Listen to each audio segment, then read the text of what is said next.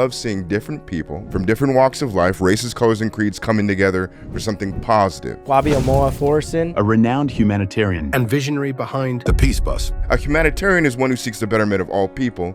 Peace, intrinsically, is for the betterment of all people. You know, you grab this bus and it's the Peace Bus. What's the story behind that? The idea with the Peace Bus, yes, is to grab attention, but mainly to show people that anyone and everyone can do something to change the world and make it a better place. You need to stop asking yourself all these dumb questions and really get down to the root. That's when I decided I wanted to dedicate my life to peace. What brought you to this mission in life? Stop asking yourself, what do you want to be? And start asking yourself, who do you want to be? The audience wants to know, like, what is your message to them? Anyone and everyone can do something for the betterment of all mankind. We're all equal because we're all human beings, no matter where you come from. Kicking Ass, Taking Names podcast, and today we are here with a very special guest. My friend, I've known him since college. We went to TCC, right? Sure did. So, Kwabi, how do you say your middle name? Amoah-Forson. Amoah-Forson. Is that your last name? Yeah, that's my hyphenated last name. So Kwabi Amoah-Forson, the Peace Bus. Okay, so this is going to be a different episode. We're going to learn Kwabi's journey to peace. Why peace? Why did he feel inspired to start a humanitarian mission? And I mean, you're on this mission for the rest of your life, right? Like, yeah, this is it, man. You never switch once you really go into this. And philanthropic efforts, what you can do to support, help, why you do what you do, and I just want to go into all of that. And there's a huge mission. Kwabi's been on multiple news station channels. I couldn't even name them. There's so many. You went to the White House. Who'd you meet at the White House? So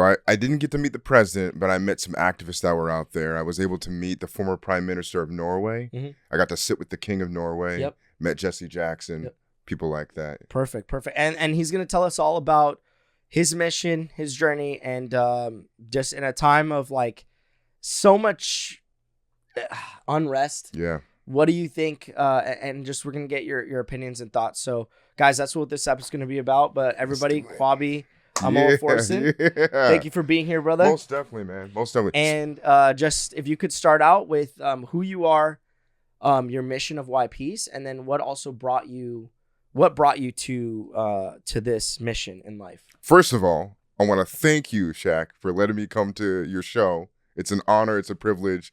I love how you're willing to have conversations, maybe even difficult conversations, with the means towards helping people. Whether that's a mindset change, shift, it's a cool thing to see.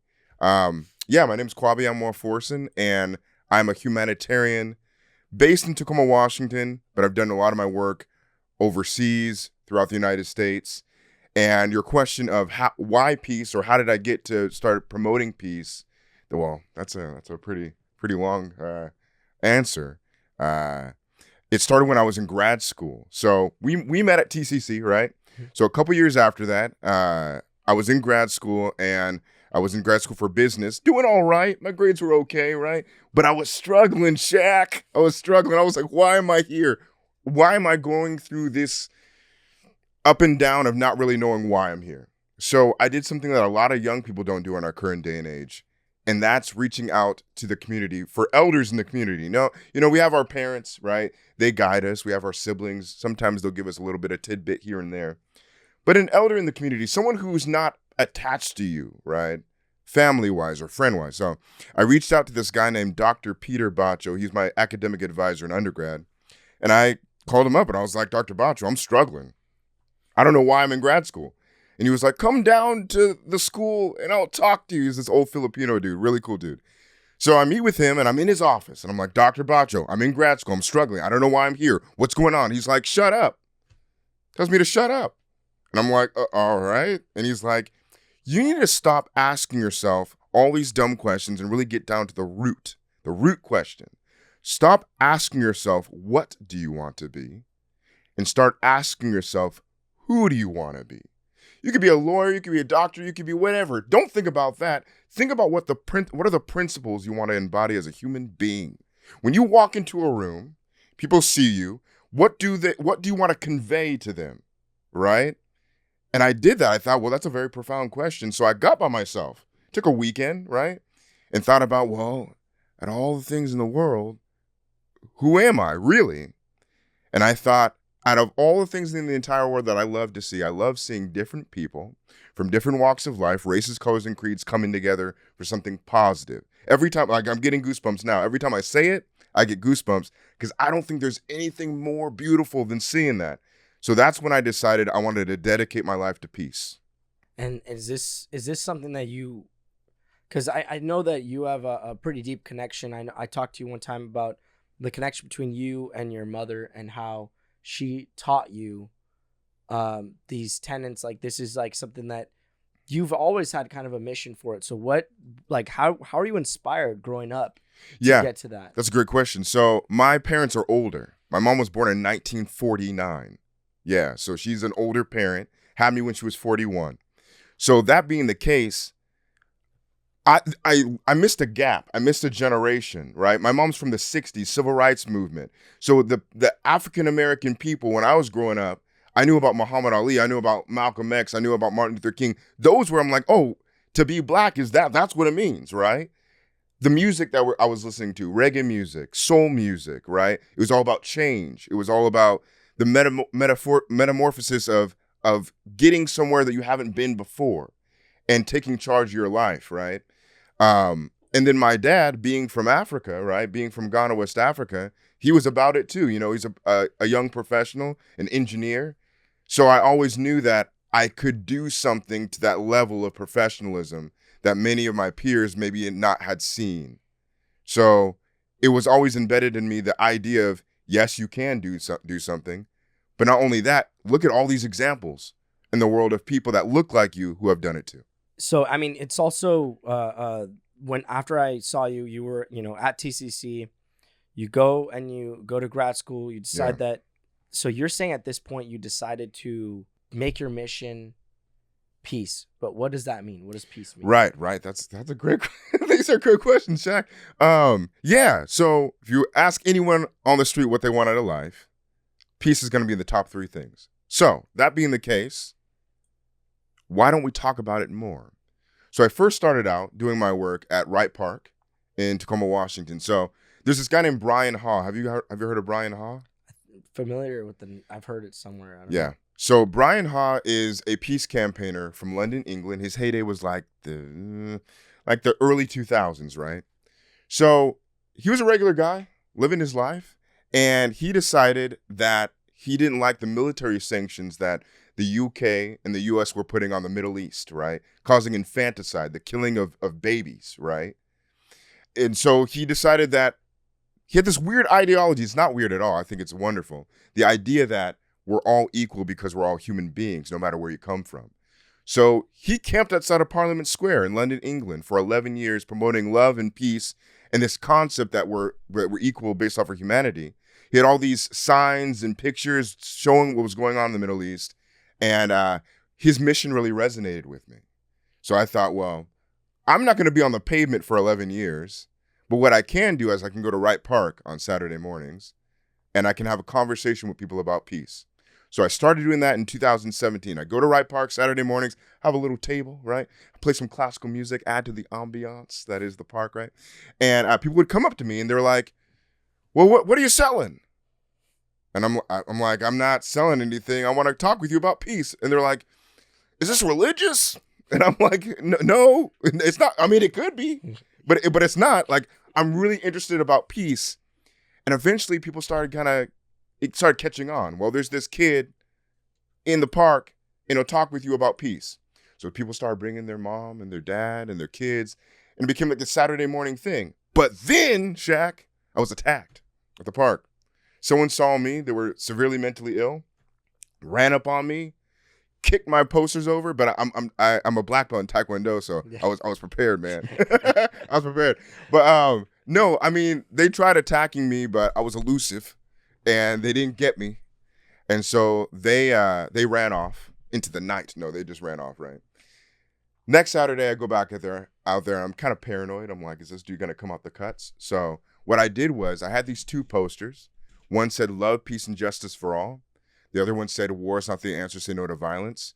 And I started walking around the park, talking to people. Then the next Saturday, I walked around Tacoma, walked around Seattle the next Saturday, went to Vancouver, BC, San Francisco, Portland. Then I had a friend who was stationed in the Netherlands. He told me to bring my posters.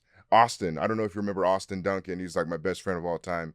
He went to TCC too. I might have. I don't remember exactly. Okay. Yeah. And I went out to Europe and traveled throughout Europe talking to people about peace. And to answer your question, it's a long-winded answer. Typically, learning about what peace means to people, it falls into 3 different categories. You have inner peace.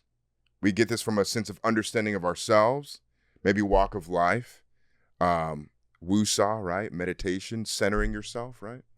Then there's interpersonal peace. How can we show love and compassion and respect towards our fellow human being? And then there's diplomatic peace. How is China faring with Russia, the United States, with Ukraine, these sort of things. And then in between the diplomatic and the interpersonal, you have city peace or town peace or the peace that's in this room right now, right? We have the production, man in the back, right? We have you and me here, and we're not fighting each other. So there's some sort of social construct that we have between each other, so we're not battling it out. How do you see the concept of bringing more awareness to peace, helping the world? Yeah, well, so that's a twofold answer. One is, how do we bring awareness to peace? My thoughts is, okay, like Coca-Cola, right? Coca-Cola is everywhere. You see it on the trucks. You see it on social media. You see it in the vending machines. And that's just a sugary drink, and it's promoted everywhere. Now, how come we can't do the same thing with the most important thing in the entire world, which is peace, right? We promote war every day. Guns, firearms, these sort of things, which for some people, that's a good thing. Great. How come we can't promote peace in the same lens as much as those other things, right? So that's the idea of how we would promote it more. How would it help? It would help simply by the fact that it's for the betterment of all people. That's what a humanitarian is, one who seeks the betterment of all people. Peace, intrinsically, is for the betterment of all people. And I have a few examples about that, but I'll wait to get on that.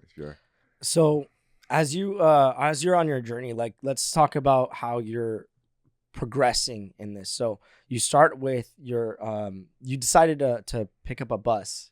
Oh, geez, right? Yeah. And then that's, you grab this bus and it's the peace bus. What's the story behind that? Right. So in 2018, 2018, I came back from Europe after doing all those travels, and I'm like, well, what's next? I got this knowledge of what peace means. I'm like, where do we go from here? And I came across in my research this guy named Abie Nathan. Have you heard of Abie Nathan? I'm not. All right, I'm going to tell you about Abie Nathan. So Abie Nathan was an Israeli humanitarian, and his heyday was like the 50s and 60s and 70s. And his whole mission was to get Arabs and Jews together. That was his whole mission in life. And he had this thing called the Peace Ship that he had in the Mediterranean Sea, and it was a radio station. So he broadcast cool music, and he'd invite people from all around the world to come to his ship to have conversations about peace. And it made headlines around the world. Abie Nathan, Peace Ship. And I was like, oh, this guy's amazing. So I was like, well, what can I do? And I'm like, let me create a peace plane. So I started taking flight lessons in 2018, but I had no money because I was in grad school. So I took like 5 lessons. And then after my 5 lessons, I was like, well, I can't do this now. But I knew my income tax was coming. So I thought, well, it doesn't really make sense to continue my flight education right now, but I can buy a vehicle. That's when I had the idea of the Peace Bus. I looked around for Volkswagen vans, but nothing really was good as far as something stable. So I found this guy named Jason, this hippie guy on Vashon Island, lived on the island for years. And he had this weird looking, small, cool van. It was all silver. He called it the Starship Enterprise. And I was like, Jason, I want to buy your vehicle and turn it into a vehicle for peace. And he was like, bro, I would love nothing more than to give you this vehicle. And I was like, that would be amazing, but I'm going to pay for it, bro. So I paid for it. And I painted it blue, put Peace Bus on the side, and started driving around town, man. Yeah, you put a couple clouds on there. No. So you're at this point where you've gotten the peace bus. You're now going around Tacoma. You know, we used to say we used to go to the Tacoma Mall, and we used to see a black gentleman wearing an orange suit, green suit, red suit. Yeah, the mall guy. And the mall guy, we used to call him Tacoma Mall Pip.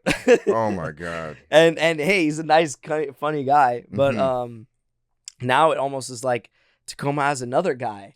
You know, the peace bus guy. Well, don't compare myself with that guy. I mean, I'm sure he's doing great stuff, but this is a very serious and deliberate mission to help people in need. And the idea with the peace bus, yes, is to grab attention, but mainly to show people that anyone and everyone can do something to change the world and make it a better place. I think we need to rally around the atrocities that are hurting us all, and that being the main way that we can cultivate togetherness, right? We have Democrats and Republicans. We have, the liberals and conservatives, and they're butting heads right now. But the concept of something like poverty, right? Unless you're insane, there's no one out here being like, yeah, for poverty. Okay, we got something, right? No matter where you lie on the political spectrum, we understand that poverty is a bad thing. Now, how we address it is going to be different. But we can have some rudimentary, fundamental basis knowing that problem needs to be addressed. What are some of the most pressing issues that you have strong viewpoints on today? The only way that the problem will be solved is through diplomacy. Really, that's what I believe. And in order for that to happen, they have to get in the room, lock the door, and have a conversation about what it really will look like. There's too much death going on. Yeah. There's too much death going on. Yeah. It's deplorable. Yeah. This is one of the greatest atrocities in our current day and age. So Abie Nathan was a huge proponent behind getting the leaders of the Arab nations and then getting Israeli leaders together. And he was always talking about locking the door, right? Diplomacy is always the best policy. And so really it's about humanizing, right? We're seeing two factions of people who are dehumanizing each other. Mm-hmm. One is doing it to the extent they're trying to obliterate the other, right? The people who have the ability to take their finger off the button need to come together to have a conversation. Mm-hmm. I know that Abie Nathan got in trouble because towards the end of his life, he met with the president of Egypt. This Israeli guy going to meet with the president of Egypt, and Israel was pissed, and they put him in jail. But really, that's what it takes, man. You've talked to leaders, right? You've talked to some high-profile leaders that are in whether it's parliament in another country or just in our political system. What are some of the topics that you're going to bring up to them? What are you going to say? And if you have that stage, what are you going to tell them? In 2021, I took my peace bus and a small crew, and I traveled from Washington State all the way to Washington, D.C., giving out hundreds of books about love, peace, and empowerment to the youth and college students.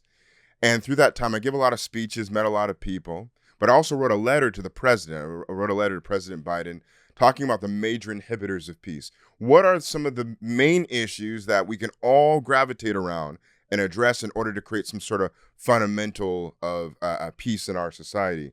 And those three things are poverty, right? There's no one out here saying poverty is a good thing. Another one's racism. Now, there are people out here that are racist, but now we've gotten to the point where it's taboo to be outwardly racist. Like, okay, right? Mm-hmm. Versus in the 50s and 60s, you could be outwardly racist and it's like all good, right? So we have now come to an overall consensus that the idea of racism is a bad thing. Then the final one is quality education, and that's what I'm really big on. The idea that there can be one town, for example, Tacoma, right? And there's different schools, and there would be kids who are less educated in one school than the other when the solutions we desperately need as a world are embedded in any child anywhere or any person anywhere. Are you familiar with Ramanujan? I don't know. What is that? Ramanujan was a mathematician. His heyday was like the early 1900s. Lived in India for the majority of his life, and he had no formal education. And he would write symbols in the dirt, right? One day, there was some British gentleman who was walking and saw him writing these symbols and thought that it looked similar to algebra. So he took him to Britain, got him some formal education, and realized he was making new theorems in algebra. Now, without that formal education, without discovering him, essentially, we would have lost out on many mathematical theorems that we have today. How many Ramanujans are out there? But because they don't have the means towards quality education, we literally all lose. I'm pretty great. I feel like I'm pretty cool. I think you're pretty cool too. But you know what? There's someone out there that's greater than me, that's greater than you, who doesn't have the means towards cultivating their potentiality, so we lose out. So my thing is, if we're able to implement more strategies to create quality education for our youth, quality education for people in general, we will have the cure for cancer. We're going to have new innovations and inventions that are going to transcend humanity. So I also know you went to West Africa. What was that like? Yeah. Well, that's a huge question, man. West Africa. Ghana, right? Yeah, I was in Ghana, West Africa for about a month. I was there helping orphans, giving out food, giving out beans, rice, oil, tomatoes, things like that, rice. Went to several different orphanages in some rough areas. Also was there for the first time. I'm half Ghanaian. So I was there meeting with a few family members. Your dad's there, right? Yes, he lives there. He lives there in Ghana. He moved there about 3 years ago. Okay. So it was mainly a humanitarian effort, though I was there to meet with family and learned a lot. Just, it's the second third world country I'd ever been to, but also seeing economic disparities, seeing wealth as well, so much wealth, right? Where there's the stigma behind Africa being, struggling, which there's many parts there are, but there were many parts where I was at that looked like it was Seattle, right? Going to the mall, going to the grocery store, right? But there was definitely a different theme in regards to like how people function out there. For example, you'd see construction workers on the side of the road working, and they're trying to lift something up. People would pull over side of the road, not knowing them at all, and trying to help them. That would never, ever happen here. Yeah. Like what? It's the sense of community, the sense of, hey, your struggle is my struggle, that I think we can implement more here in the United States. Yeah. And so when you went over there, did you notice like also, you said in regards to wealth, did you notice a different disparity level in terms of that? It's more blatant. I mean, it's here in the U.S., of course, but there it's like you're on a street, skyscraper on the right, woman working in a hut with chickens running around right across the street, you know. How do you see the youth being impacted in a country like theirs versus the youth being impacted in a country like ours? Because people might say that one country has a bigger problem than the other, but you don't know what could be happening in our own country as well. So what do you see as like the general theme of like, obviously we want to help everybody, but also what do you see as like the specific needs of that area? The cool thing about the fundamentals of peace, it's the same anywhere you go. They need more education, quality education, addressing poverty there. I would say that the racism derives from the colonialism that took place there. So it's more, embedded in that way versus here. But really looking at the fundamentals of what creates peace is the same there as it is here. And then as far as like your future endeavors, what are you working on now? What current projects and what are some of your aspirations and how could people support you? Yeah, so this summer I have a new campaign called All Youth Can Eat. From July 1st to September 1st, on every single day of the week, there's a restaurant where youth and college students can eat for free. We have about 13 restaurants on board between the cities of Seattle and Tacoma. I was working to get Toledo, Ohio involved, but it might take a little bit more time. I have some connections out there. We have enough power and money in the private sector to feed people. I really think that we have the power to feed everyone outside of the government. So that may be scary to some, but it's the reality that we live in. So this program is an effort to basically diminish hunger. It grows every year. Last year, we were just doing kids. This year, it's college students. Maybe in the next couple of years, we'll be doing senior citizens as well as the youth. But we're making a sizable reduction in hunger.